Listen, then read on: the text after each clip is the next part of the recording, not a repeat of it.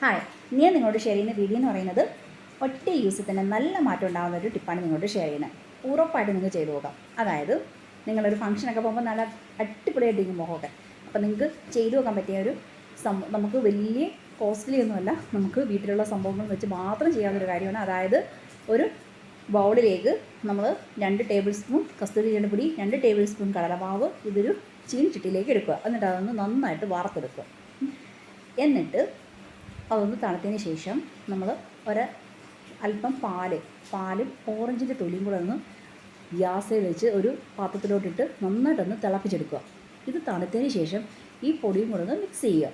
പൊടിയും കൂടെ മിക്സ് ചെയ്തതിന് ശേഷം നന്നായിട്ട് കുറച്ച് നേരം റെസ്റ്റ് ചെയ്യാൻ വെക്കുക. എന്നിട്ട് അതിനകത്തേക്ക് ഒരല്പം മുട്ടയുടെ വെള്ളയും കൂടെ ചേർക്കുക. അപ്പം മുട്ടയുടെ വെള്ളയാണ്, മഞ്ഞയല്ല, മുട്ടയുടെ വെള്ള. തണുത്തതിന് ശേഷം മാത്രം.